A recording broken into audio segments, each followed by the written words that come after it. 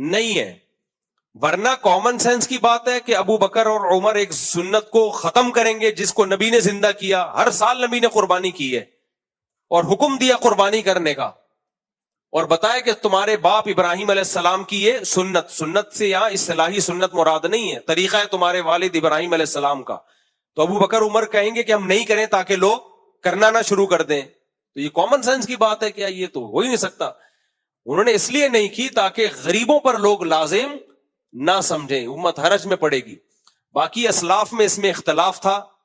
بعض اسلاف اس کے قائل تھے کہ واجب نہیں ہے اور سنت موقدہ ہے. سنت موقدہ بھی واجب کے قریب ہی ہوتی ہے, اور ہر گھر میں گھر کے سربراہ اگر کر دے تو سب کی طرف سے ہو جائے گی.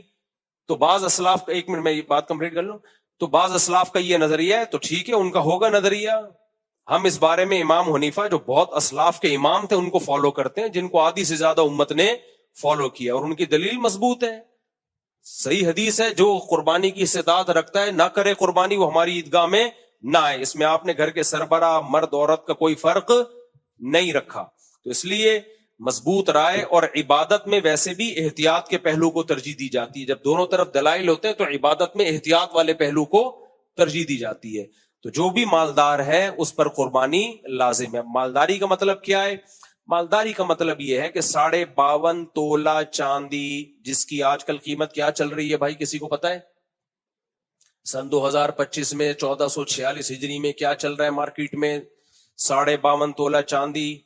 جولائی ہے نا یہ, سوری مئی ہے یہ, مجھے نہیں پتا, نیٹ پہ سرچ کر لینا. 1.5-2 لاکھ روپے بنتے ہیں. جس کے پاس اتنے پیسے ہوں یا اتنی مالیت کی چاندی ہو یا کوئی پلاٹ جو استعمال میں نہ ہو, ضرورت سے زائد چیز جو کبھی پورے سال استعمال ہی نہیں ہوتی, تو وہ کیا کرے گا؟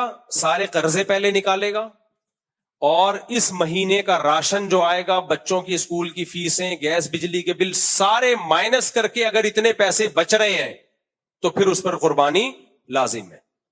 اب آپ کے پاس 2 لاکھ پڑے ہوئے, لیکن ابھی گیس بجلی کا بل بھی جائے گا, راشن بھی آئے گا, تو راشن ہی 1 لاکھ کا آ جائے گا, تو بکرا کون لے کر آئے گا پھر؟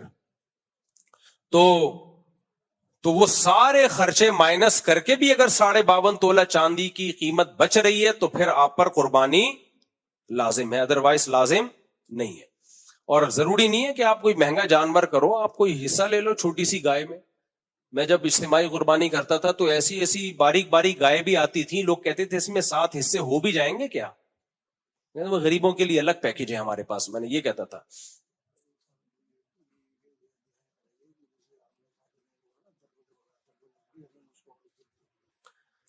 اچھا, چلو اس کو حذف کرا دیں. وہ آپ کچھ پوچھ رہے تھے, ہو گیا سوال کا جواب آپ کے؟ جی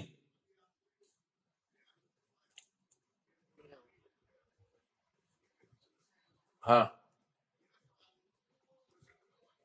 بھائی مائک دے دو. جی جی.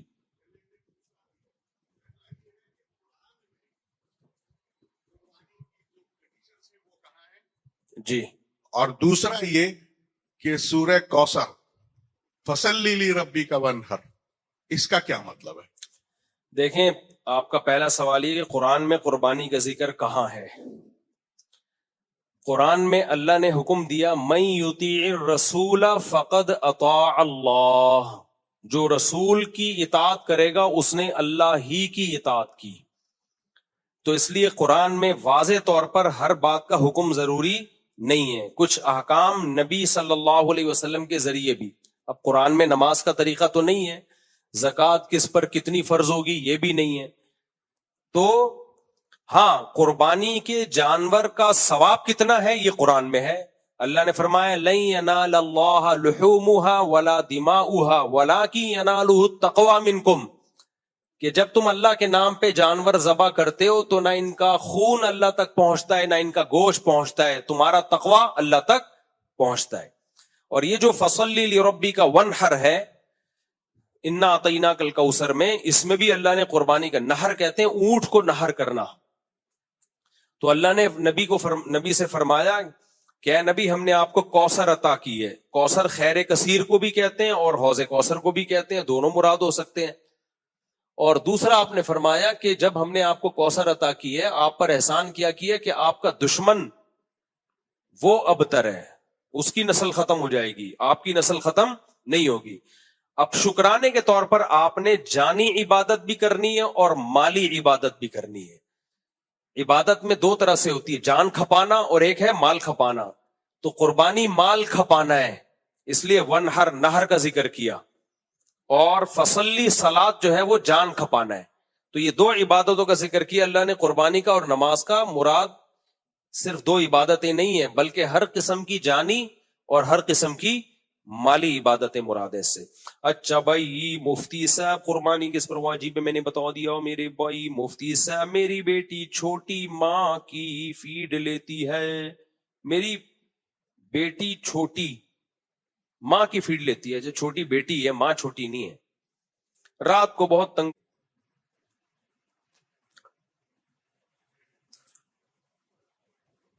اللہ تعالی نے ہمیں پیدا کر کے بندگی کا حکم دیا کہ میرے غلام بن کے زندگی گزارو. تم آزاد نہیں ہو. آزاد وہ ہوتا ہے جس نے اپنے آپ کو خود بنایا ہو, خود اپنی روزی پیدا کرتا ہو. اللہ نے بتایا کہ میں نے تمہیں بنایا, رزق بھی میں تمہیں دیتا ہوں. آتاکم من کل ما سألتموہ, تمہاری ہر ضرورت کی چیز کا میں نے انتظام کیا. تو جب سب چیزوں کا میں نے انتظام کیا ہے تو میری بندگی میں رہو, میرے غلام بن کے زندگی گزارو. انسان چاہتا ہے آزادی, وہ چاہتا ہے میں بالکل انڈیپینڈنٹ ہوں. دیکھیں بچہ ماں باپ سے آزادی چاہتا ہے, عورت شوہر سے آزادی چاہتی ہے, شوہر بیوی سے آزادی چاہتا ہے, لوگ حکومت سے آزادی چاہتے ہیں, ملازمین باس سے آزادی چاہتے ہیں. وہ چاہتے ہیں کہ ہمیں حقوق پورے ملتے رہیں لیکن ہم کسی کے ماتحت نہ ہوں, یعنی حقوق ہمیں پورے ملتے رہیں. باپ سے ہمیں تمام فائدے حاصل ہوتے رہیں لیکن گھر پہ سربراہ ہمارا باپ نہ ہو. عورت چاہتی ہے کہ شوہر سے مجھے تمام کے تمام حقوق ملتے رہیں لیکن میں شوہر کی پابند نہ ہوں, لائف میری مرضی کی ہو. ہم حکومت سے تمام کے تمام حقوق لیتے رہیں لیکن ہم کسی گورنمنٹ کے لا کے, حکومت کے قانون کے پابند نہ ہوں. دفتر میں باس سے ہمیں تمام تر سہولتیں, تنخواہ اور جو بھی کمپنی کی طرف سے سہولتیں ہیں وہ ملتی رہیں لیکن ہم پابند نہ ہوں کسی قانون اور ضابطے کے. تو انسان آزادی میں خوش ہوتا ہے. لیکن اللہ کہتے ہیں آزاد وہ ہوتا ہے, یا اس پہ آزادی اچھی لگتی ہے جو انڈیپینڈنٹ ہو. جو انڈیپینڈنٹ نہ ہو, جو آزاد نہ ہو, اس پہ آزادی جچتی نہیں ہے.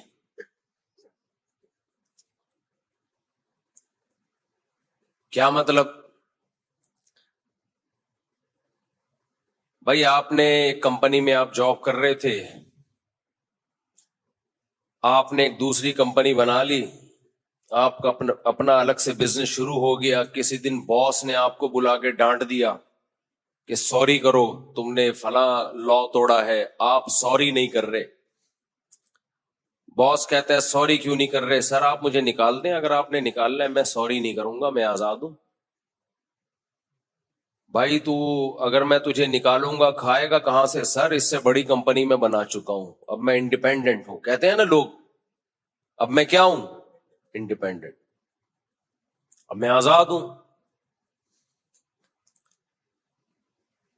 تو یہاں یہ موقع پہ یہ کہنا بالکل بنتا ہے کیونکہ آپ اب باس سے آزاد ہو چکے ہو, بلکہ آپ خود ایک کمپنی کے باس بن چکے ہو.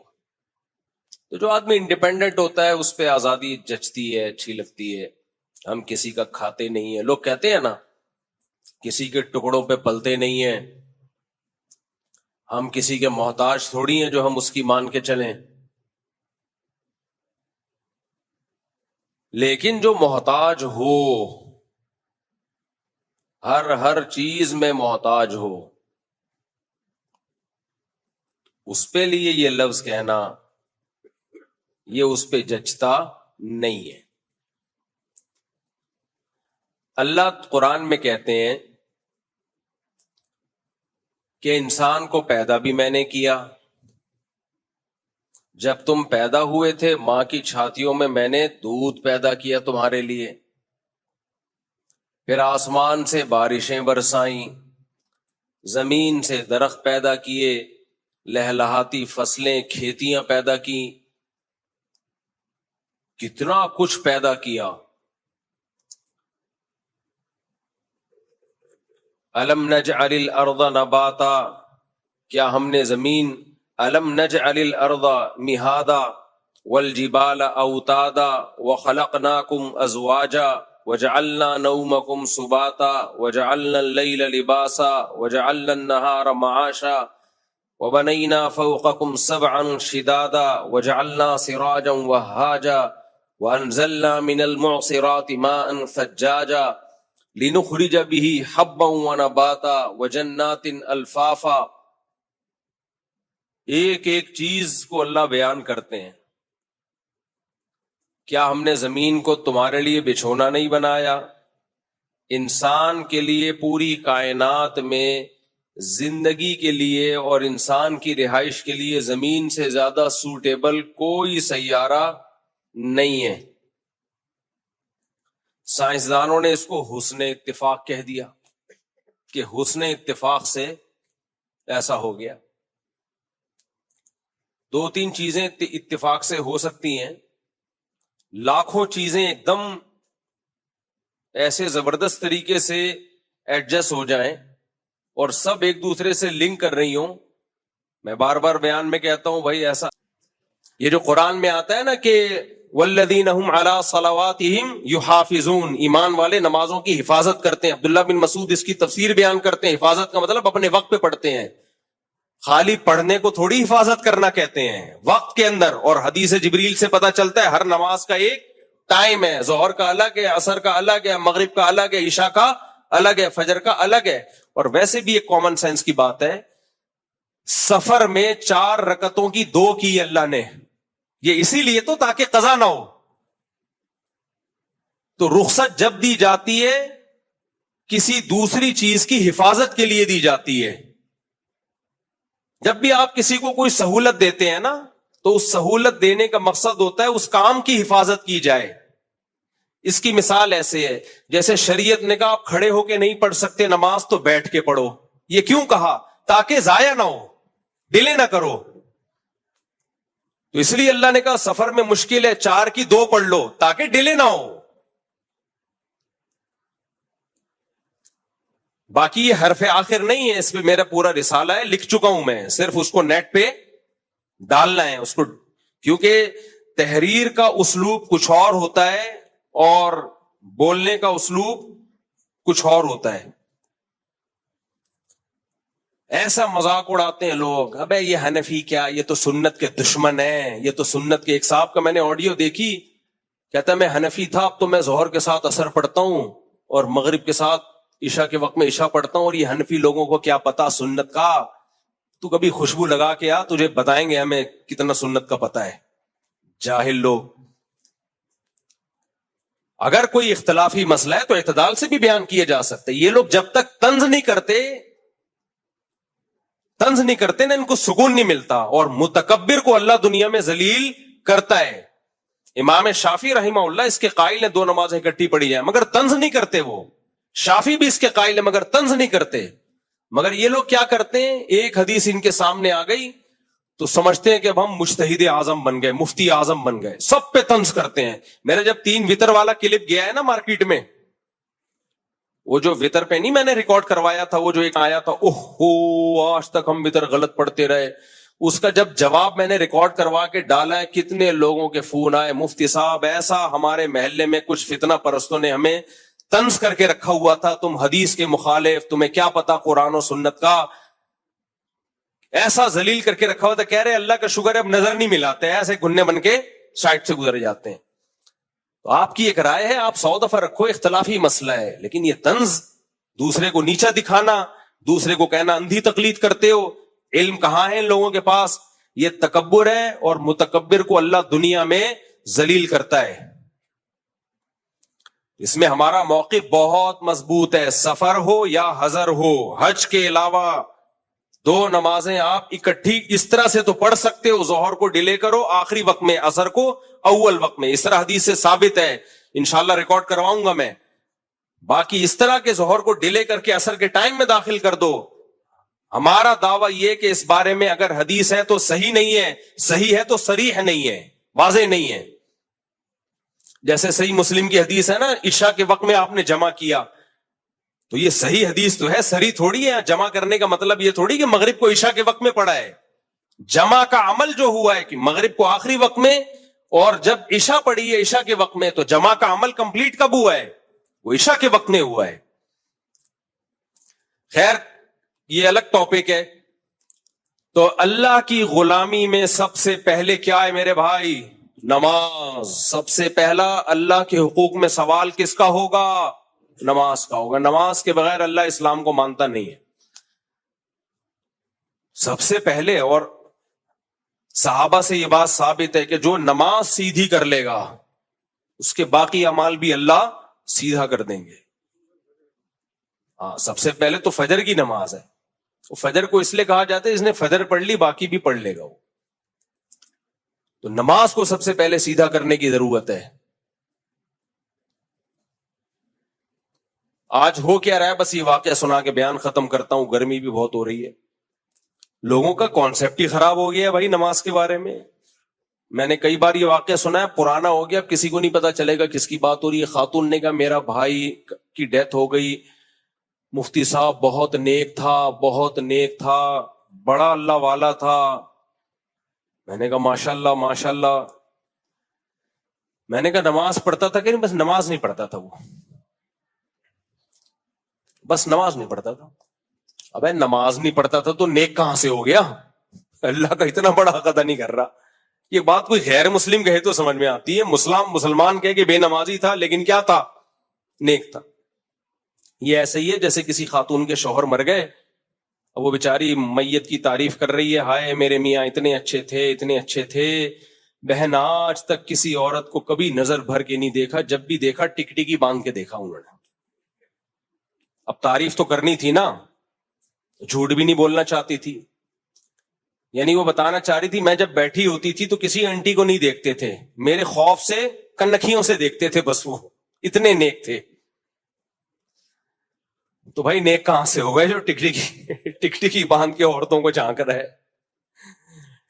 تو ایسے ہی بھائی بے نمازی نیک نہیں ہو سکتا، اللہ نہیں مانتا بے نماز. اسلام میں سب سے پہلے کیا ہے؟ نماز. اور حقوق العباد میں سب سے پہلے والدین.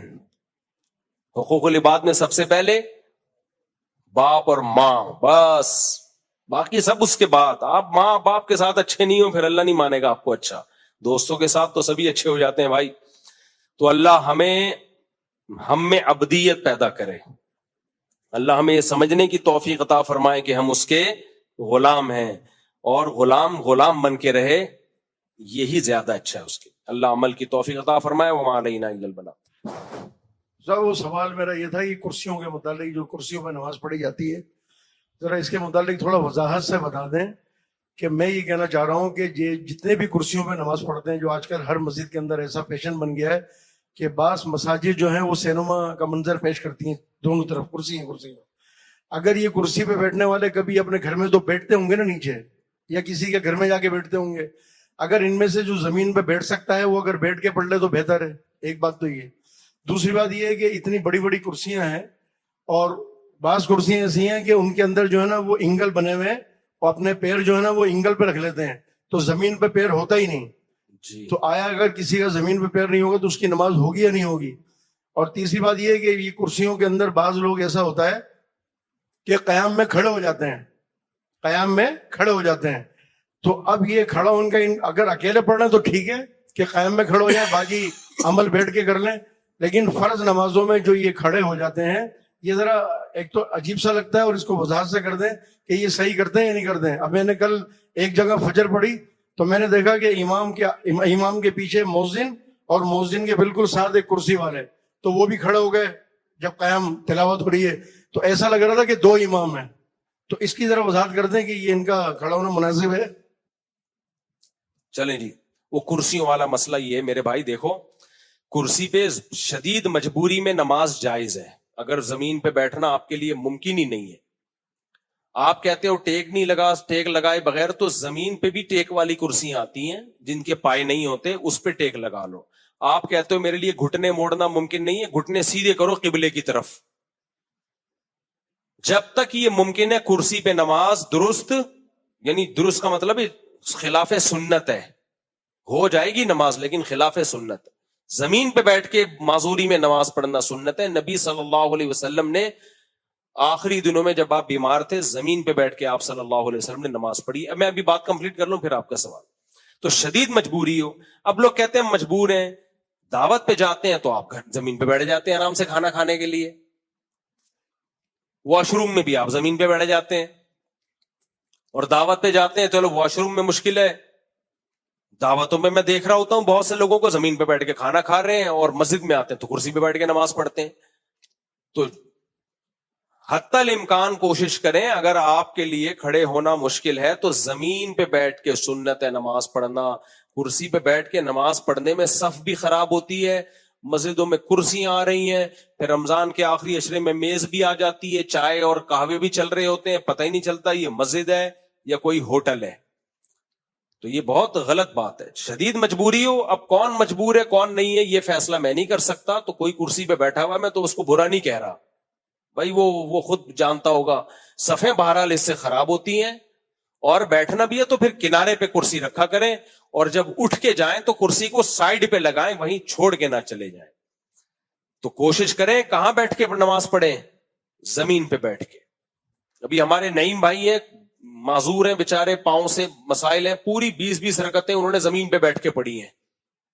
تو پڑھی جا سکتی ہے، آپ پاؤں قبلے کی طرف. تبھی قرآن بار بار کہتا ہے ان اللہ لا یستحی ان یضرب مثلا ما بعوضۃ فما فوقها. اللہ مچھر اور مکھی کی مثال بیان کرنے سے بھی شرماتا نہیں ہے. خدا کے وجود کو ثابت کرنے کے لیے کوئی راکٹ سائنس کی ضرورت نہیں ہے. صرف ایک مچھر کو اسٹڈی کر لو، اتنی سی کھوپڑی میں 100 آنکھیں ہیں، 360 پہ دیکھتا ہے مچھر، 360 ڈگری پہ دیکھتا ہے کمبخت. اور مچھریاں بھی چاروں طرف دیکھ رہی ہوتی ایک ہی ٹائم پہ. اتنے چھوٹے چھوٹے ڈیجیٹل کیمرے اس کی چھوٹی سی کھوپڑی پہ فٹ. بڑی سے بڑی چیز بھی اس نے بنا دی، بڑی بڑی کہکشائیں، اور چھوٹی سے چھوٹی چیز بھی اس نے بنا دی، اور بتا دیا نہ اس کی بنائی ہوئی بڑی چیزوں جیسی کوئی چیز تم بنا سکتے ہو، نہ اس کی بنائی ہوئی چھوٹی چیزوں جیسی کوئی چیز تم بنا سکتے ہو. سورہ لقمان میں دیکھو، ھذا خلق اللہ، اللہ اپنی قدرت کے نمونے بیان کر کے کہتا ہے یہ میری بنائی ہوئی تخلیق ہے. فَأَرُونِي مَاذَا خَلَقَ الَّذِينَ مِن دُونِي، میرے علاوہ جو لوگوں نے بنایا ذرا وہ بھی اس کے مقابلے میں لا کے دکھاؤ، پھر تم ان کو معبود ماننا. بیان کا ٹاپک کچھ اور تھا، نکل ہم کہیں اور گئے، تو ٹینشن لینے کا نہیں ہے. ٹینشن بالکل نہ لیا کریں. لوگوں نے کمنٹس کیے ہوتے ہیں مفتی صاحب ٹاپک کوئی اور تھا اور آپ نکل کہیں اور گئے. تو کہاں نکلے ہم؟ غلط جگہ چرس ورس کی طرف تھوڑی نکل گئے ہیں. پشاور جب انسان جا رہا ہوتا ہے تو بیچ میں دائیں بائیں قیام طعام بھی ہوتا ہے، چائے پینے چلا جاتا ہے. اب کیا ہوا، جا پشاور رہتے چائے کے لیے نکل گئے تو چائے پینے جا رہا ہے بھائی، کوئی چرس پینے تو نہیں جا رہا نا. تو بات تو غلط نہیں کر رہے نا ہم. تو ہم وہ جو ہود صاحب ہے نا، ہود صاحب، ان کی خدمت میں گزارش ہے کہ سائنس نظریہ ارتقاء میں اسلام سے ٹکراتی نہیں ہے. آپ نے خام خام میں ایک چیز جو ایک امکان تھا، اور ہر امکان کے پیچھے کچھ تانے بانے ملتے ہیں، کچھ چیزیں ہوتی ہیں تبھی تو وہ اس امکان کو امکان سمجھا جاتا ہے. تو ایسے تو کچھ نہ کچھ تو ہر جگہ مل جائے گا آپ کو، کچھ نہ کچھ قرائن ہر جگہ مل جاتے ہیں. اس کو دلیل تھوڑی کہا جاتا ہے. دیکھو مجھے ایک بات بتاؤ، آپ نے ٹرین کو ہاتھ لگایا چل پڑی، بعض دفعہ ایسے ہوتا ہے، ہمارے یہاں تو ایسا ہی ہوتا ہے. ٹرین کو ہاتھ لگایا چل پڑی، ہاتھ لگایا رک گئی. ابھی ایک امکان ہے کہ آپ کے ہاتھ لگانے سے چلی ہو، لیکن اتفاق بھی تو ہو سکتا ہے. اتفاق ہی ہے نا یہ. بھائی ٹرین کا ڈرائیور آپ کے ہاتھ لگانے کا انتظار تھوڑی کر رہا ہے. بعض دفعہ ایسے ہوتا ہے ہم ہاتھ لگاتے ہیں ٹرین چل پڑتی ہے، وہ ہمارے ہاتھ لگانے سے نہیں چلی ہوتی، وہ اتفاق سے اس کا چلنے کا ٹائم ہو گیا ہوتا ہے، اتفاق سے اس کا بریک لگانے کا ٹائم ہو گیا ہوتا ہے. دو اتفاق آپس میں مل گئے ہوتے ہیں. تو اس کو دلیل نہیں کہا جاتا کہ جی دلیل یہ ہے کہ جب میں نے ہاتھ لگایا تو اس وقت چلی تھی، ہاتھ لگایا اس وقت رک گئی. اس کو دلیل تھوڑی کہا جائے گا. ایسے ہی ڈاروین کی تھیوری کو درست ثابت کرنے والے کچھ امکانات کی دنیا میں کچھ قرائن پیش کرتے ہیں کہ دیکھو جب ہم سرد علاقوں میں جا کے رہتے ہیں تو ہمارے جسم اس کے حساب سے اپنے آپ کو تبدیل کر لیتا ہے، تو اس کا مطلب جسم میں ماحول کے حساب سے چینجنگ آتی ہے. بھائی یہ چینجنگ تھوڑی بہت چینجنگ جو انسان کے مخلوق کے زندہ رہنے کے لیے ضروری ہے، یہ تو خدا کی قدرت کی ایک دلیل ہے. اتنی بڑی چینجنگ کہ آپ جناب پوری آنکھ اگائے، صحیح ہے نا، اس میں اتنے زبردست کیمرے فٹ ہو جائیں، ایسی خوبصورت ایڈجسٹمنٹ ہو جائے، اور فٹ بھی کھوپڑی میں ہی ہو، ادھر ادھر نہیں ہو رہی، جا کے کان ادھر فٹ ہو گئے، زبان ادھر فٹ ہو گئی، دل جگر دماغ گھٹنے 360 اور اس کے قریب جوڑ، ان کی ایڈجسٹمنٹ، اور نر الگ مادہ الگ، اور دونوں کا ملاپ خواہش پوری کرنے کے لیے ہو رہا ہے، اور اس کے نتیجے میں بچہ پیدا ہو رہا ہے، اور جس دن پیدا ہو رہا ہے اسی دن ماں کی چھاتیوں میں دودھ آ رہا ہے. یہ نہیں ہو سکتا بھائی. It isn't possible. یہ ممکن نہیں ہے جب تک کوئی مینیجر نہ ہو، کوئی خالق نہ ہو، کوئی کریٹر نہ ہو، کوئی نظام کائنات کو چلانے والا نہ ہو. اسی لیے اللہ نے خدا کے منکروں کے لیے جتنی سخت سزا رکھی ہے نا، اتنی کسی کے لیے نہیں رکھی ہے. کیونکہ دنیا میں ناشکرے کو کوئی بھی اچھا نہیں کہتا. ناشکر، سب سے بڑی ناشکری یہ کہ آپ بنانے والے کا انکار کر دو، جس نے بنایا ہے. تو اس لیے میں بیان یہاں سے لے کے چلا تھا، بھائی بنایا جس نے ہے وہ چاہتا ہے کہ تم کس کی غلامی اختیار کرو؟ بولو میری. اللہ کہتا ہے کس کی غلامی؟ میری. اب ہمارا جو پڑھا لکھا طبقہ ہے زیادہ تر، وہ کہتا ہے نہیں، ہم کسی کے غلام نہیں ہیں، ہم مذہبی پابندیوں سے آزاد. تو اللہ کہتے ہیں آزادی کا حق تمہیں جب ہے جب تم انڈیپینڈنٹ ہو. جب تم کیا ہو؟ انڈیپینڈنٹ. تم اپنا کماتے ہو، اپنا کھاتے ہو. جیسے میں نوجوانوں کو کہتا ہوں اپنی مرضی کی شادی اس وقت کرو جب تمہاری اپنی جاب ہو، اپنا گھر ہو. جب ابا کے خرچے پہ شادی ہو رہی ہے تو شادی بھی پھر ابا کی مرضی سے ہوگی. ایسا نہیں ہو سکتا میرے بھائی کہ خرچہ ابا کا اور پسند تمہاری. یہ نہیں ہوتا. ہاں کوئی نوجوان کہ میں انڈیپینڈنٹ ہوں، اپنا کما رہا ہوں، میرے ابا شادی سے روک رہے ہیں. میں کہتا ہوں بھائی آپ انڈیپینڈنٹ ہو تو کر لو، آپ ابا کو روکنے کا حق نہیں ہے، آپ کما رہے ہو. تو میرے بھائی اگر ہم بھی انڈیپینڈنٹ ہو جائیں، اللہ سے آزاد ہو جائیں، تو پھر ہم اپنی مرضی کریں. لیکن ہم آزاد ہو نہیں سکتے.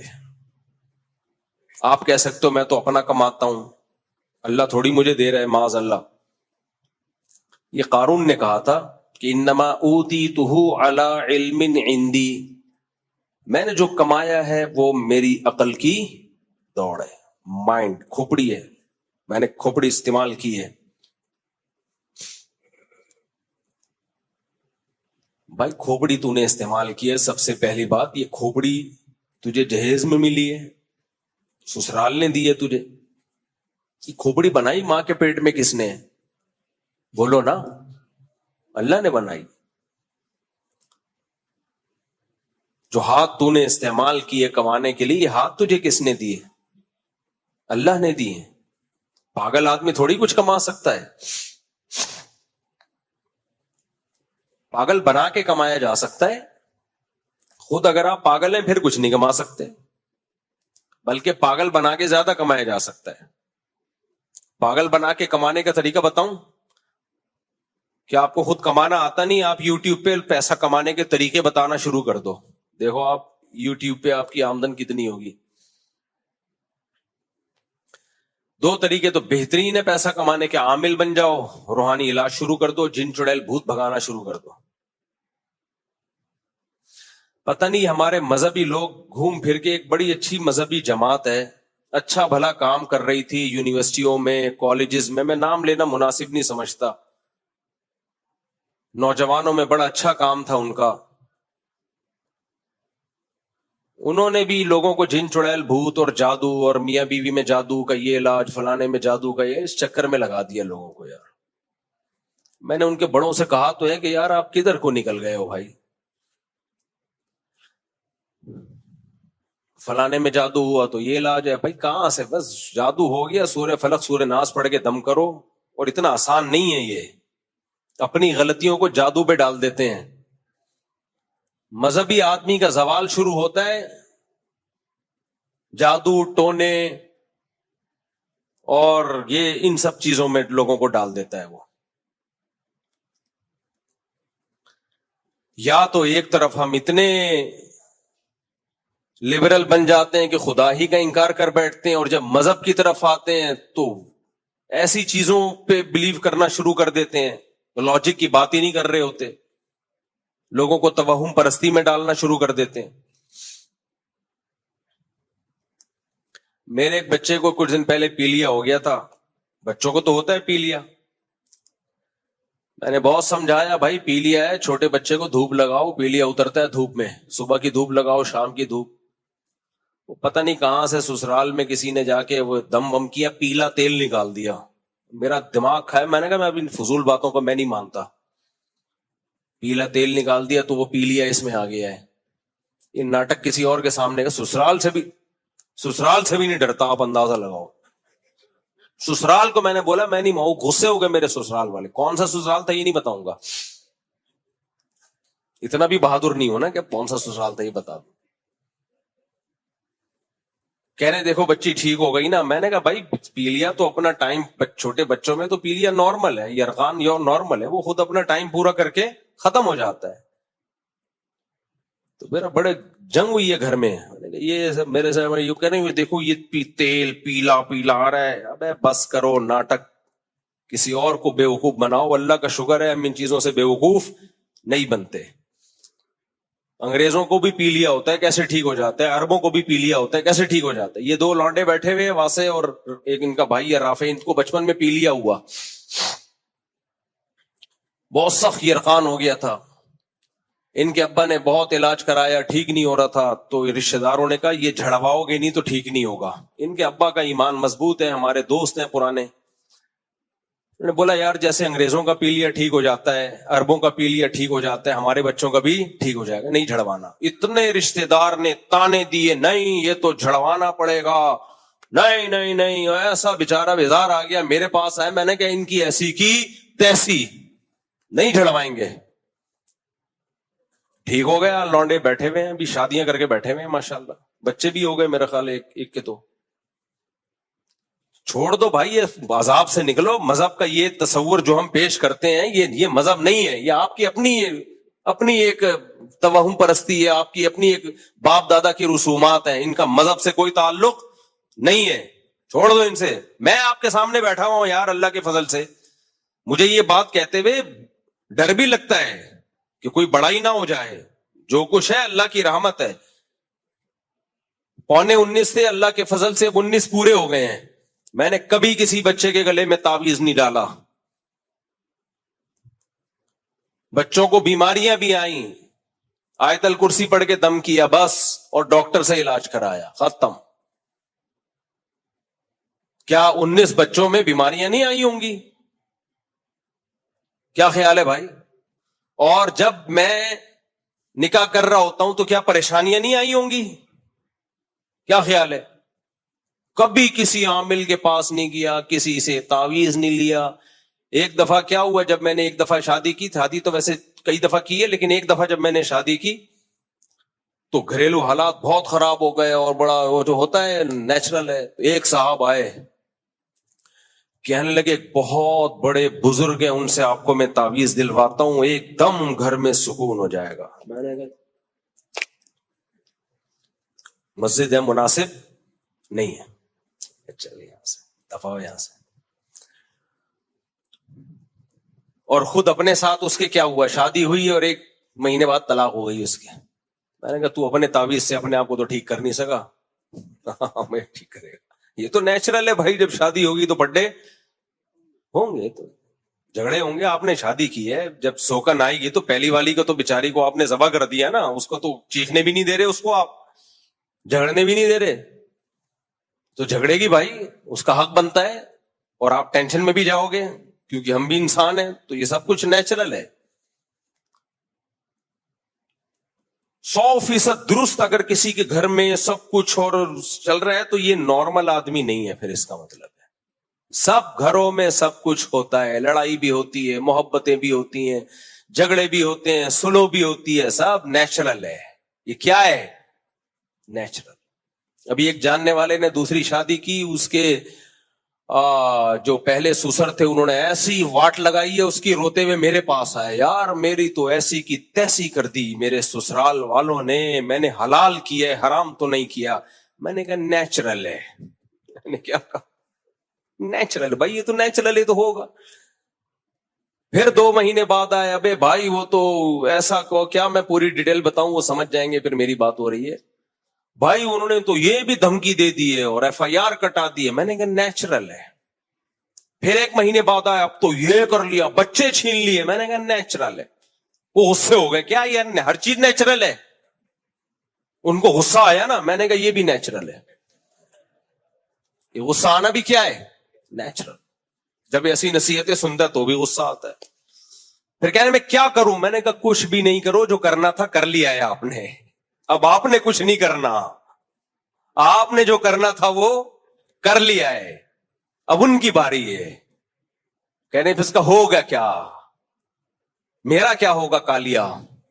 انہوں نے کہا, میں نے کہا اب تیرا یہ ہوگا, سسرال تجھے تھکائے گا, ٹینشن دے گا, تھکا تھکا کے ایک دن خود تھک جائے گا, بس اور کچھ نہیں ہوگا. تو اب تیرا امتحان ہے, تو صبر کتنا کرتا ہے. بس تو نے آگے سے جواب نہیں دینا, رپلائی نہیں کرنا ہے, بس صبر.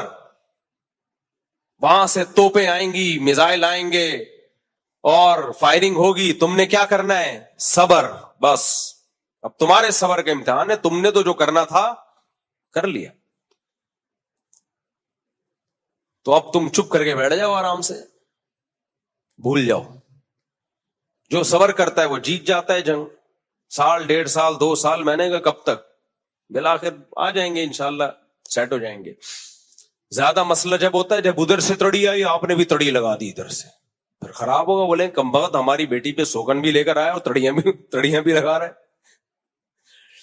تو بات ہی بھول گیا کیا چل رہی تھی. اچھا والا موضوع چل رہا ہوتا ہے, یہ شادی بیچ میں آ جاتی ہے. بہت ڈھیٹ آدمی ہوں میں, یہ ذہن میں رکھنا.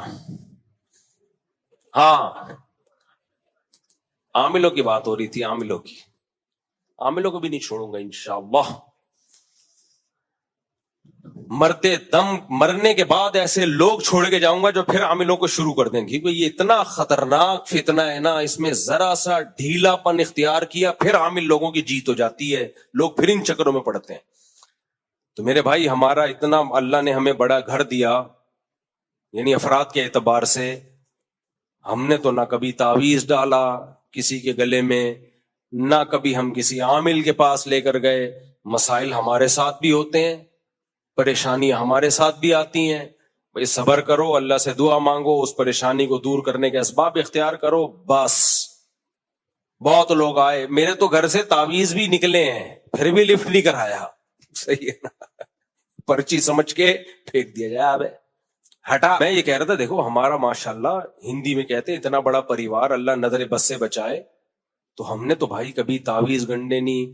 ایک صاحب مجھے کہنے لگے عاملوں، میرے گھر والے کہتے ہیں عاملوں کے خلاف بولنا چھوڑ دیں، کوئی جادو نہ کر دیں. میں نے کہا کر دیں نا، ہم تو 15-20 سال سے بول رہے ہیں کرو نا یار، ہم تو انتظار کر رہے ہیں. کوئی جن چڑیل بھوت بھیجو، ہے ہی نہیں ان تلوں میں تیل ہی نہیں ہے. یہ بیوقوف لوگوں کو بیوقوف بناتے ہیں.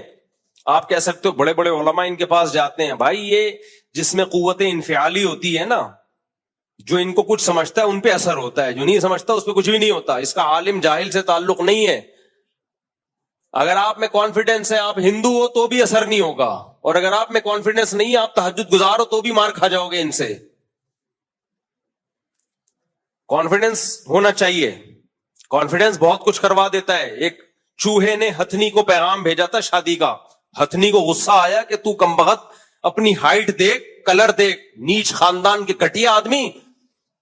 چوہے نے بولا کانفیڈنس دیکھ، یہ سب چیزوں کو چھوڑ. تو کانفیڈنس کیا کیا کروا دیتا ہے. تو عامل تو شاہی کوئی نہیں. مرزا جہلمی کے حوالے سے آج کل ایک پوسٹ چل رہی ہے، رافیل تے شاہی کوئی نہیں. رافیل تے شاہی کوئی.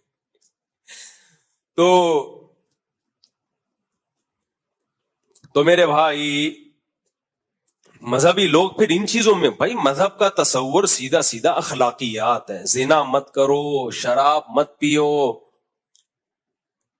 اللہ کی مخلوق کے حقوق بھی ادا کرو، اللہ کے حقوق بھی ادا کرو. نماز قائم کرو. اللہ کے حق میں سب سے پہلے کیا ہے؟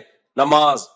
اللہ کہتا ہے تم آزاد نہیں ہو، انڈیپینڈنٹ نہیں ہو، ہر چیز میں میرے محتاج. وَإِن تَعُدُّوا نِعْمَةَ اللَّهِ لَا تُحْصُوهَا. اللہ کی نعمتوں کو گننا شروع کر دو، قلم گھس کے ختم ہو جائیں، سیاہی دنیا کی ختم ہو جائے.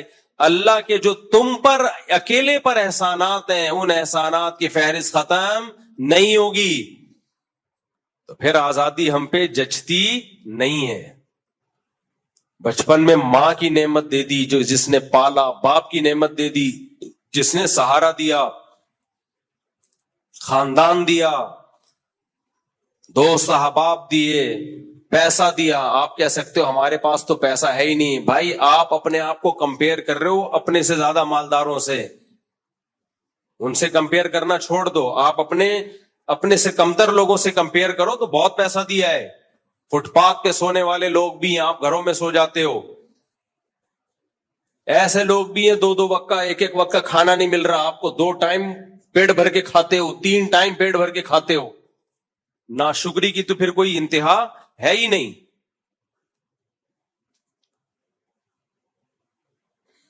تو بھائی ہم اللہ کے غلام ہیں، اور ہم نے نظریاتی طور پر بھی اپنے آپ کو اللہ کا بندہ سمجھنا ہے، غلام سمجھنا ہے، اور عملی طور پر یہ ثابت کرنا ہے کہ اللہ ہم آزاد نہیں ہیں. تو اللہ نے ہمیں حکم دیا نماز قائم کرنے کا. سب سے زیادہ قرآن میں جس چیز کا، حدیث میں جس چیز کا حکم ہے کہ جو اپنے آپ کو اللہ کا بندہ اور غلام سمجھتے ہیں وہ نماز بولو قائم کرتے ہیں. نماز پہ کوئی کمپرومائز نہیں. سفر ہو، حضر ہو، بیماری ہو، صحت ہو، غربت ہو، دولت ہو، جیسے بھی حالات ہو. ان الصلاۃ کانت علی المؤمنین کتابا موقوتا. اللہ کہتے ہیں نماز مومنین پر مقررہ وقتوں میں فرض ہے. میدان جہاد میں نہیں چھوڑنے کی اجازت دی تو نرم گدوں میں چھوڑنے کی کہاں سے اجازت دے دے گا اللہ؟ ایکچولی نیند بہت آ رہی ہے، ایکچولی میں یوں ہے، ایکچولی ابھی تو آج کل تو سیزن چل رہا ہے، کسٹمر بہت ہیں ایکچولی وغیرہ اور شاپنگ ہو رہی ہے. بھائی میدان جنگ سے بڑھ کر کوئی ٹینشن والا کام ہو سکتا ہے؟ ہاں نماز کا طریقہ آسان کر دیا اللہ نے. کہا میدان جنگ میں پیدل پڑھو، پیدل نہیں سواری پہ پڑھو، اشاروں سے پڑھو. اے اللہ اتنی ٹینشن بعد میں پڑھ لیں گے بھائی، ابھی جنگ کر لیتے ہیں، رات کو ساری نمازیں اکٹھی پڑھ لیں گے، گھوڑے پہ کیوں پڑھیں؟ اللہ کہتے ہیں نا رات کو ساری نمازیں اکٹھی نہیں. ان الصلاۃ کانت علی المؤمنین کتابا موقوتا، ہر نماز کا ایک ٹائم ہے جو حدیث جبریل سے ہمیں پتہ چلتا ہے. اسی آیت سے پتہ چلتا ہے کہ امام ابو حنیفہ کا موقف بہت مضبوط ہے کہ ہر نماز اپنے ٹائم پہ ادا کی جائے گی. یہ جو دو نمازیں اکٹھا کرنا ہے، ظہر کے وقت میں ہی اثر پڑھ لی یا اثر تک ظہر کو ڈیلے کر لیا، کسی واضح حدیث میں یہ ثابت نہیں ہے. اس بارے میں یا تو حدیث ضعیف ہے، اگر صحیح حدیث ہے تو صریح نہیں ہے، اس میں واضح مضمون نہیں ہے. ظہر کو عصر کے قریب لے کے جانا، عصر کو پہلے وقت میں پڑھنا، اس کو بھی حدیث میں جمع بین الصلاتین سے تعبیر کیا گیا ہے، خود صحیح حدیث سے ثابت ہے. کیا آپ نے ایک صحابیہ کو کہا ظہر کو آخر وقت میں پڑھو اور عصر کو اول وقت میں؟ بذالک تجمعین بین الصلاتین، اس طرح دو نمازیں اکٹھی پڑھ لو گی. باقی میں اس پہ ریفرنسز کے ساتھ انشاءاللہ ریکارڈنگ کرواؤں گا. اس کو خود نبی نے کہا یہ دو نمازیں اکٹھی، تو اکٹھی کا مطلب ہوگی ہر نماز اپنے ٹائم پہ.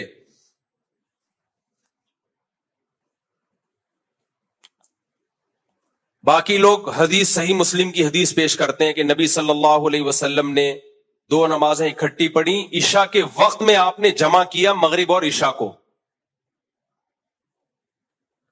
تو اس حدیث کا یہ مطلب نہیں ہے کہ مغرب کو عشاء کے وقت میں پڑھا، اس کا مطلب دوسری حدیثوں کو ملا کے پتہ چلتا ہے مغرب کو آخری وقت میں پڑھا، اس کے فوراً بعد عشاء.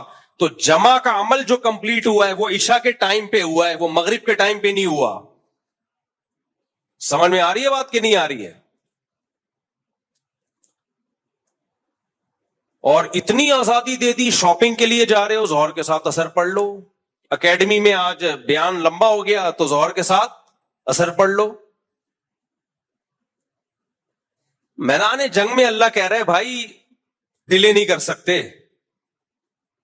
بخاری کی حدیث ہے کہ لیس فی النوم التفرید، سوتے میں نماز قضا ہو گئی گناہ نہیں ہے، کیونکہ وہ آپ کے اختیار میں نہیں ہے. آپ نے فرمایا کوتاہی یہ ہے کہ نماز کو اپنے وقت سے مؤخر کیا جائے. تو سفر کے بارے میں یہ حدیث ہے کہ اگر سوتے میں نبی صلی اللہ علیہ وسلم کی ایک جگہ پڑاؤ ڈالا تو کسی کی بھی آنکھ نہیں کھلی، فجر کی نماز سب کی قضا ہو گئی. حضرت بلال کو کے ذمہ لگایا تھا اذان دے کے اٹھانا، تو حضرت بلال کہتے ہیں میری آنکھ لگ گئی. تو آپ نے فرمایا کہ سوتے میں اگر نماز قضا ہو جائے، سوتے کا مطلب یہ نہیں کہ خراٹے لے کے جان کر سو رہے ہیں آپ. بعض دفعہ ایسے ہوتا ہے کہ نہ الارم کا پتہ چلا یا الارم بجا ہی نہیں، وہ تو غیر اختیاری چیز ہے نا. تو سفر کے بارے میں تو آپ نے فرمایا کوتاہی یہ کہ نماز کو اپنے وقت سے مؤخر کیا جائے. اس پہ میں نے پورا رسالہ لکھ لیا ہے، صرف اس کو ڈیلیور کرنا باقی ہے. ہاں حج کے موقع پر، حج تو خلاف قیاس ہے. حج میں تو سارے کام ایسے کروائے جاتے ہیں جو عام روٹین سے ہٹ کے ہیں، وہ تو ہے ہی خلاف قیاس. اسی وجہ سے عبداللہ بن مسعود رضی اللہ تعالیٰ عنہ کی صحیح حدیث ہے کہ نبی نے کبھی بھی دو نمازیں اکٹھی نہیں پڑھی. اکٹھی کا مطلب قضا کر کے دوسرے وقت میں داخل کر کے، سوائے حج کے موقع پہ. تو آپ صرف ایک آنکھ سے اگر دلائل دیکھتے ہو تو پھر آپ کو نظر نہیں آئے گا. یہ لوگ کیا کرتے ہیں، ایک چشمے سے دیکھتے ہیں جو اپنے مطلب کے دلائل، جو فریق مخالف کے دلائل ہیں اس کو یہ ایسے گنے بن کے پی جاتے ہیں. نماز سے بڑھ کر اسلام میں کچھ نہیں ہے بھائی. اور نماز میں اہمیت کس چیز کی ہے؟ پڑھنے کی نہیں ہے، وقت پہ پڑھنے کی ہے. یہ جو قرآن میں آتا ہے نا کہ والذین هم علی صلواتہم یحافظون، ایمان والے نمازوں کی حفاظت کرتے ہیں. عبداللہ بن مسعود اس کی تفسیر بیان کرتے ہیں، حفاظت کا مطلب اپنے وقت پہ پڑھتے ہیں. خالی پڑھنے